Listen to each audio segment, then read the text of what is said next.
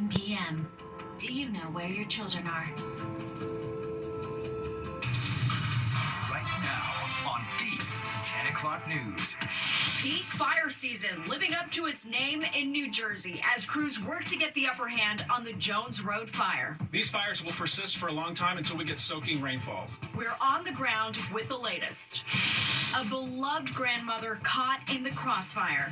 Tonight, a community coming together to remember her and call for an end to gun violence. And battle over playgrounds. Should the gates be unlocked outside of school hours? The 10 o'clock news starts right now.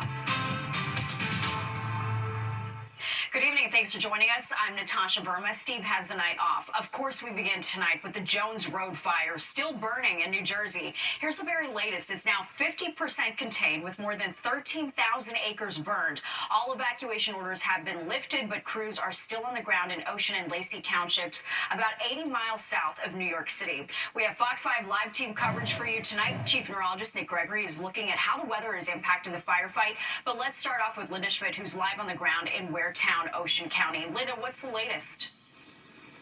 Yeah, good evening, first of all, to you there, Natasha. First of all, let me tell you this. Firefighters are making progress down here in South Jersey, in Ocean County. However, the dry conditions here, extremely dry conditions, are making this very difficult. Go ahead, take a look at this video, because this is video from earlier tonight of the fire in Ocean and Lacey Townships. Authorities say 12 structures are still at risk here tonight. Fire officials do not expect to have the wildfire fully contained until at least Saturday. Helicopters loaded up buckets of water today to drop on the fire, and that happened until it got dark tonight. And then just take a look at the raging inferno from last night. It started at 9:45 in the morning yesterday, closing down a huge area of the Garden State Parkway and Route 9. By the way, they both fully reopened today. Officials say they are still getting calls from residents here about little pop-up fires. These fires, with the dryness and the winds, they throw spot fires and embers, little tiny firebrands up to a mile out in front of that main fire. So even if we're successful in stopping the fire on this barrier, this control line, there's still embers that rain down, shower down on homes. Now, as of right now, no one has been hurt, thankfully, and no homes have been damaged. But unfortunately, a family-owned business in Forked River called Liberty Door and Awning Company was burned to the ground. It was gone in an hour, I would say. Yeah, it was that fast. We knew the fire was out there, but didn't think it was going to be a problem here. And it came pretty quick. And naturally, the cause of this fire, because it just started at 9:45 yesterday morning, the cause remains under investigation. Back inside to you, Natasha. All right, Linda, thank you so much. Let's take another look at that line of flames and hotspots. And you see all of that. You can't help but wonder how the wind and dry conditions are playing a role in the firefight. Chief Neurologist Nick Gregory continues our team coverage with that part of the story. Nick? Yes. In the bid to bring a casino to the Nassau Coliseum, the Las Vegas Sands announcing today it's pulling out of the running for one of New York State's new casino licenses. The decision comes after lawmakers in Nassau already approved a lease agreement for the Sands last year. The county issued a statement saying it will take the next 30 days to decide whether to pursue a casino for the Coliseum site or go in another direction with its redevelopment project. Now to citizens of the world descending on St. Peter's Basilica to pay their final respects as Pope Francis lies in state. Let's take a live look inside St. Peter's Basilica, where it's just after 4 o'clock in the morning. Pope Francis will lie in state for 2 more days before his funeral on Saturday. Fox's Sharon Crowley is here now with a look at the faithful mourning Pope Francis right there in Vatican City. Sharon. Yeah, Natasha, history unfolding at St. Peter's Basilica, thousands paying final respects in a moving tribute to the late Pope Francis, considered the people's pope. His popularity, of course, drawing large crowds these days leading up to the funeral Saturday in Vatican City. First, there was this solemn procession at daybreak.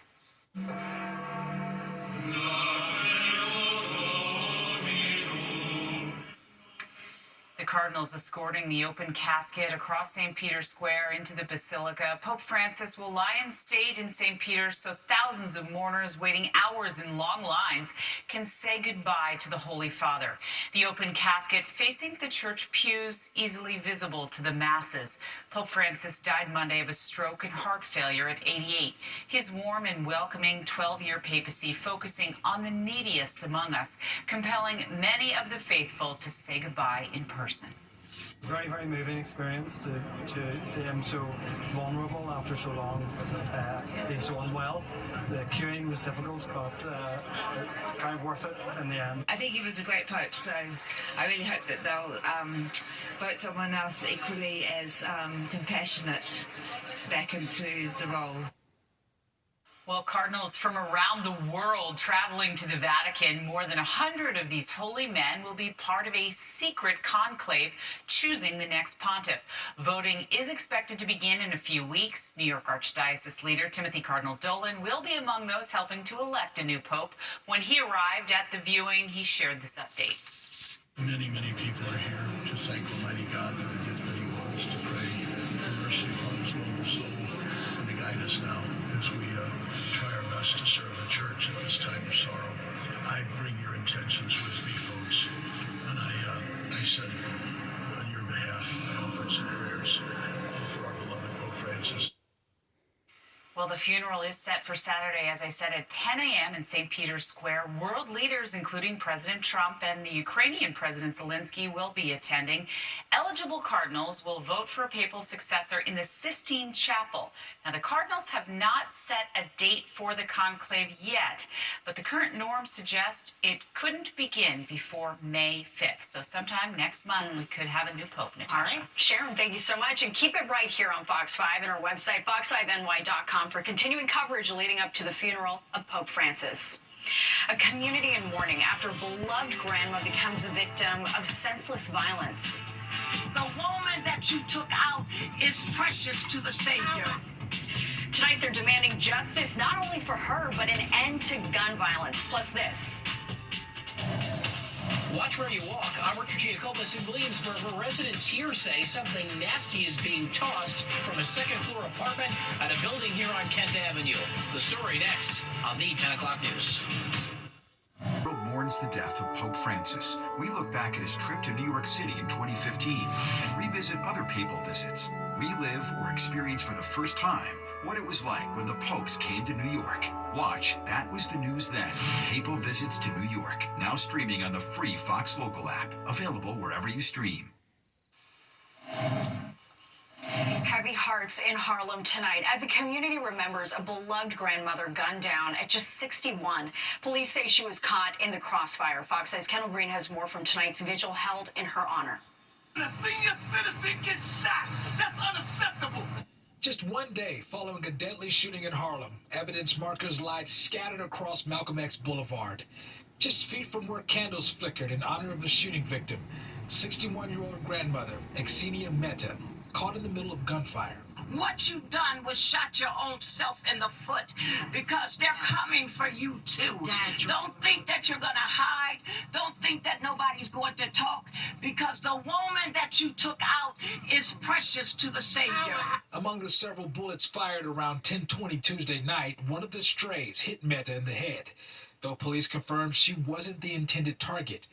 Yet, she ended up the sole casualty of the shootout, pronounced dead at the hospital, leaving her sister and loved ones mourning in disbelief. She's a pillar not only in this community, she's a pillar of our family. And we said last night, we don't know what we're going to do, but what we know we're going to do is we're going to fight. Police, though they haven't publicly named a suspect, are connecting a person of interest to a violent offense last year, which Mayor Adams called out while on scene.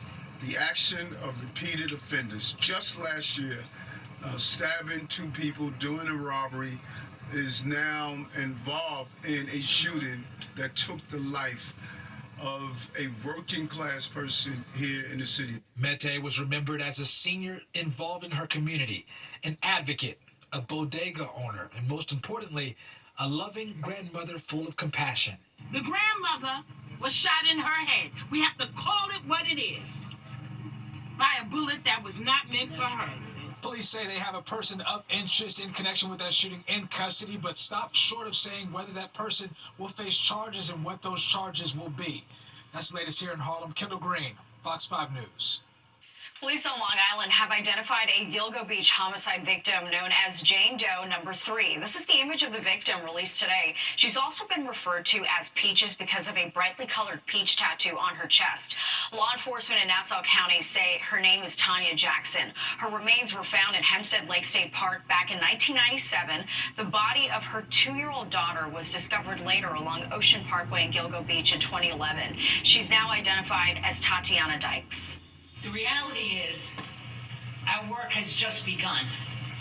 Knowing the identities of the mom and the little baby is just a first step to help us get to solving these murders. Having their identities helps us now say to the public, please, if you knew Tanya, if you worked with her, if you met her at the grocery store, you had an interaction with her, please contact us and let us know.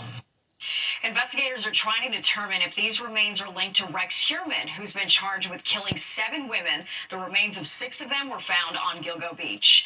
The NYPD is asking for information that could help them crack a 26-year-old cold homicide case. On April 20th, 1999, officers found 42-year-old Jeffrey Blackman unconscious inside an abandoned vehicle. It was parked in Kew Gardens Hills, Queens on Park Drive East. Blackman was pronounced dead at the scene. Anyone with information is being asked to call Crime Stoppers. Well, the White House denying reports that President Trump is ready to roll back some tariffs. The Wall Street Journal originally reporting the White House is looking to slash the import fee on China, but the press secretary denied this while speaking on Fox News. She says the U.S. will not roll back tariffs in order to de-escalate tensions. The United States of America is no longer going to be ripped off. President Trump has made that very clear, not just with China, but with almost every single country on the planet.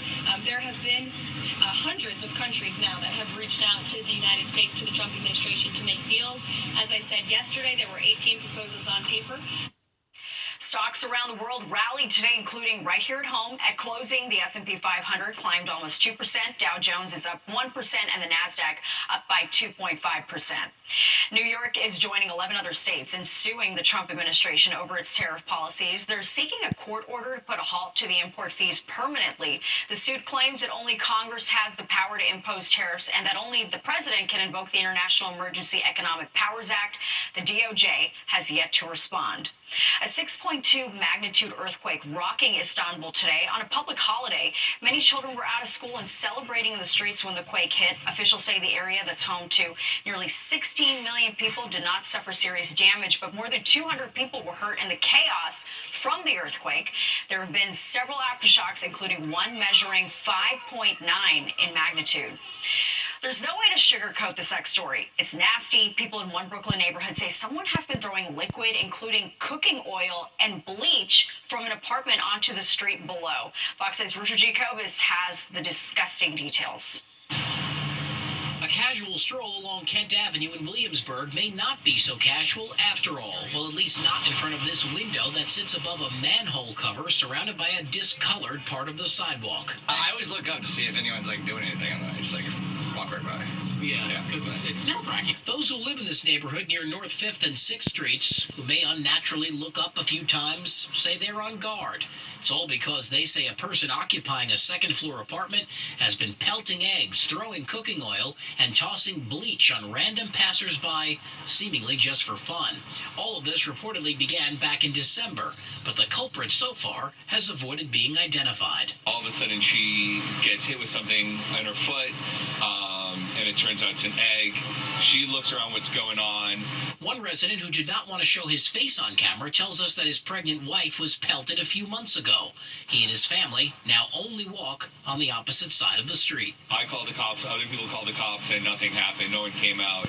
And the local supermarket staff is urging customers to avoid the northeast side of the street, even if that means crossing it twice to get to their store. Just avoid it because they throw fluids. While you're walking, they'll throw it on you too.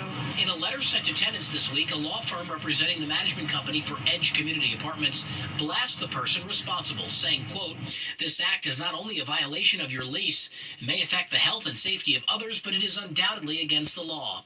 They go on to say in capital letters, please be advised that you may not dispose of or throw anything out of your apartment windows. The landlord security team will be keeping a close eye on any individual who may be partaking in the above described nuisance activity. Stop the guy? It's terrible. Like, what are we doing here? Building management says it's aware of this situation but cannot comment on active NYPD investigations. Meanwhile, the NYPD says it received a harassment report just a couple of weeks ago from a person claiming they were hit with an unknown substance from an unknown apartment window. The person was not hurt, but the mystery behind who's carrying out this dangerous act is still not solved. In the Williamsburg section of Brooklyn, Richard Giacobas, Fox 5 News. Yeah, so bizarre. All right, from malls to parks and vandalism to violence, out-of-control teenagers have been making headlines. What's being done to get them back on the right track? Plus this. It's, I'm grateful and angry. City's new outdoor dining program facing criticism from restaurant owners like that one you just heard from. Here are the long list of complaints laid out at a city council hearing today.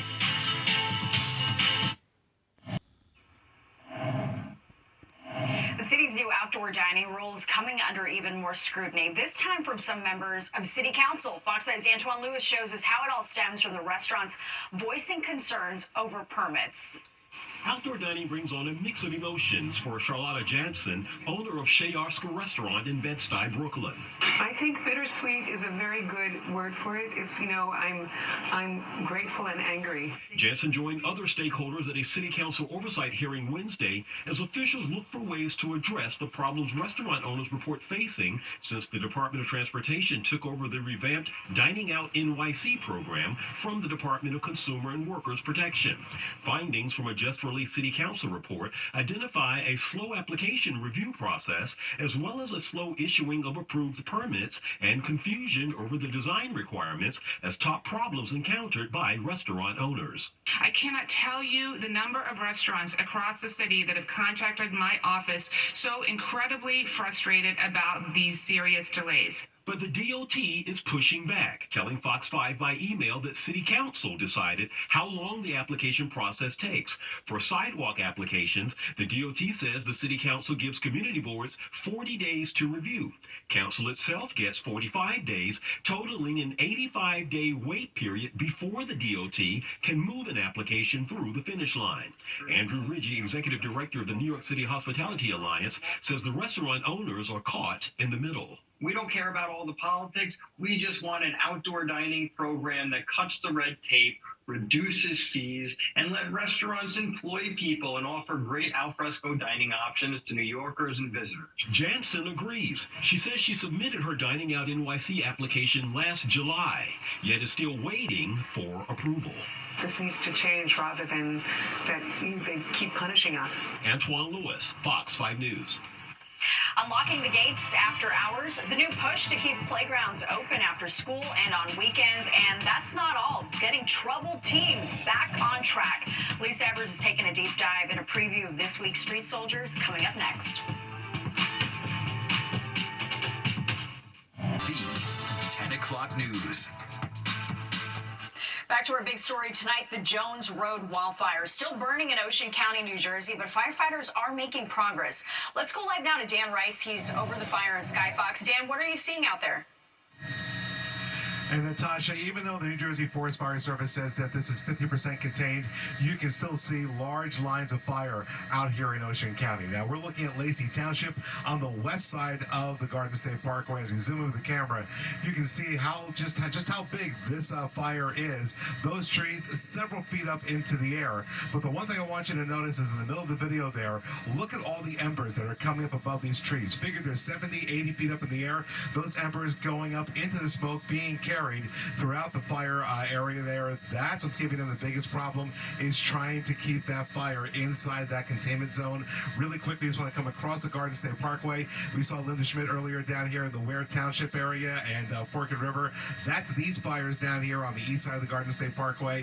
Though they're close to homes right now, no evacuations and nobody at the moment in imminent danger. These fires jumping over there. Natasha, back to you. Yeah, from your vantage point, you can see just how expansive the burn zone and that fire is. All right, thank you so much, Dan. And for the latest updates on the wildfire, download the free Fox Local app. Administration is looking for ways to entice Americans to have more babies with our nation's birth rate in decline. The White House reportedly considering a financial incentive of $5,000. When asked about it yesterday, President Trump says it sounds like a good idea. The U.S. ranks 145 out of 228 countries in birth rate. The fertility rate has also been dropping steadily since 2008. There's a new push to keep school playgrounds in the city open past school hours, including on weekends. So will the gates be unlocked? Fox Eye's Jessica Formoso has the details on calls for expanded access.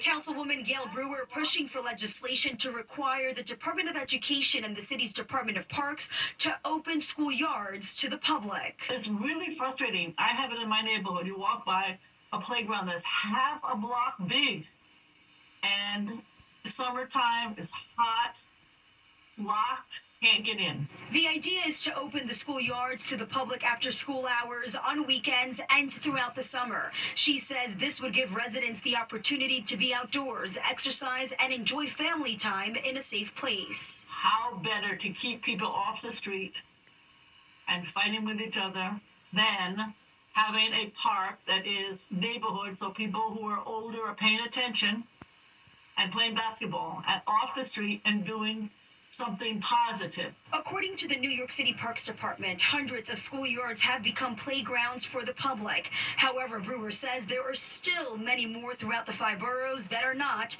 including this one here at PS 9 on the Upper West Side. They just locked us off from everything that we have here. Gary Cooper lives just feet away. He's been in the neighborhood for 42 years. I went to PS9, and when I was a kid, it was open to the community. Cooper says his son always wants to go outside and play, yet he's restricted to do so on his own block.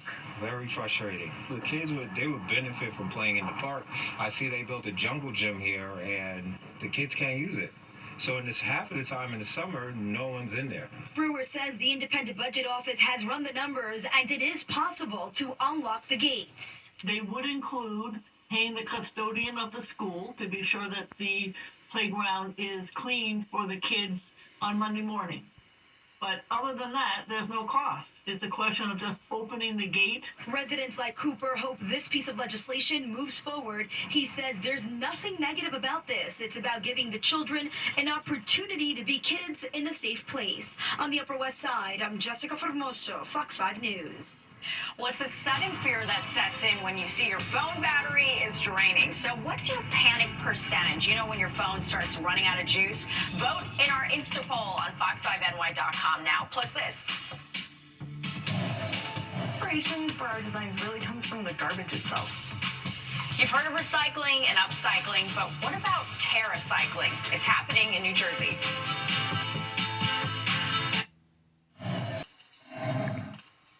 There's a New Jersey business that's literally turning trash into treasure. It's happening in New Jersey's capital city, which is appropriate since it's home to the slogan, Trenton makes, the world takes. Fox 8's Stephanie Bertini shows us what this company is making.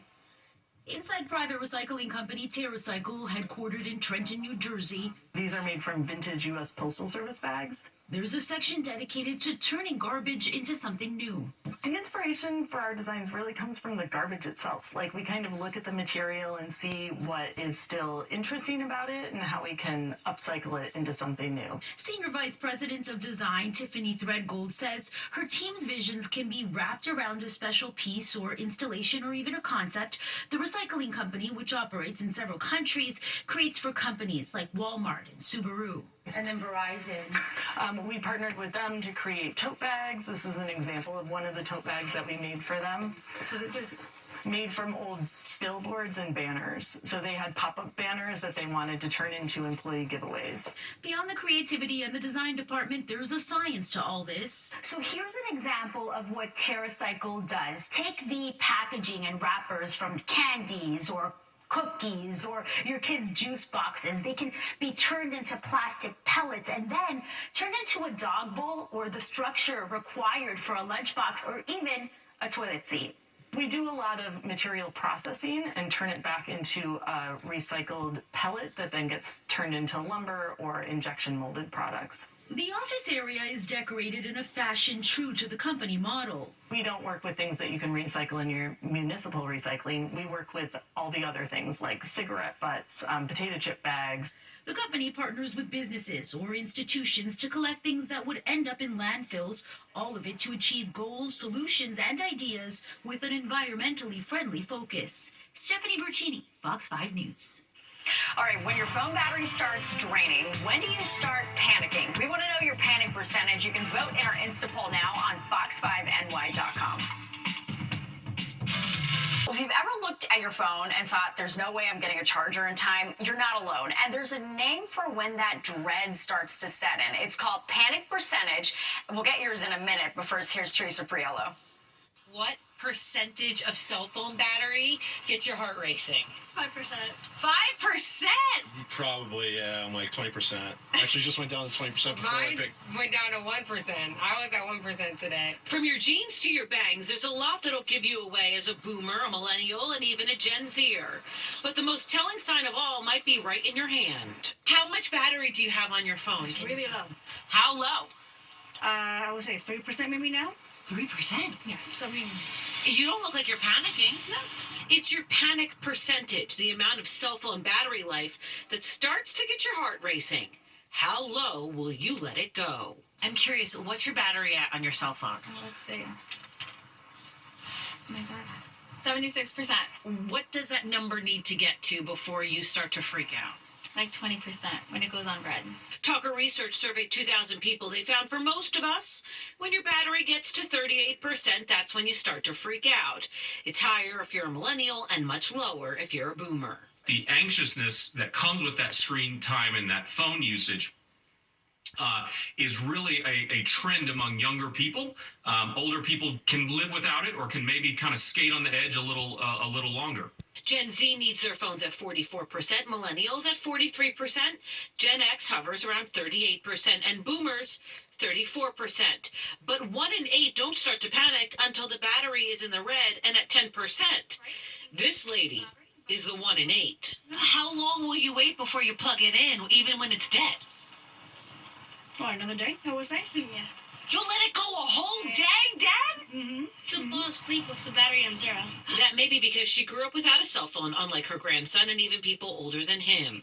If we think about it, the younger you are, the more likely you are to have grown up with smartphones, social media, and connecting to people in this way. The question I have, is there a correlation between your cell phone battery and your gas tank? On the contrary, my gas has to be on the full side versus empty. Then that's a concern. In Clifton, New Jersey, Teresa Priolo, Fox 5 News.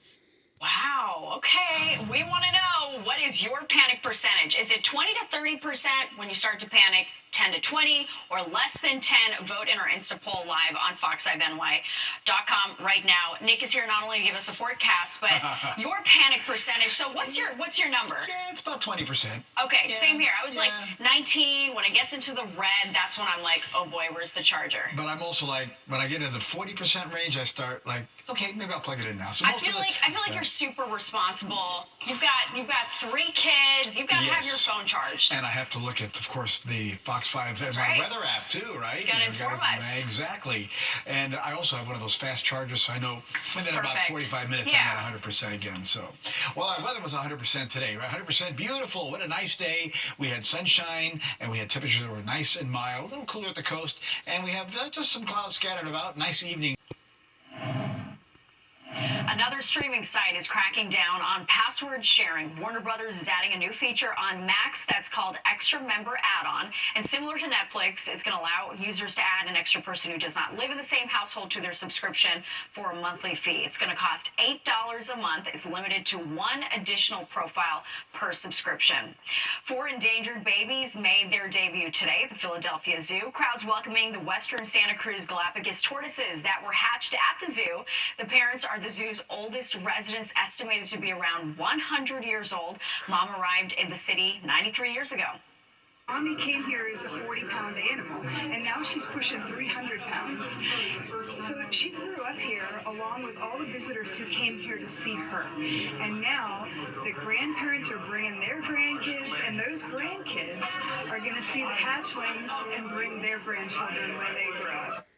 And for the foreseeable future, the baby tortoises will remain in their space until they get much bigger, and eventually they're going to hang outside with their parents. And there's more of the 10 o'clock news straight ahead. We'll be right back.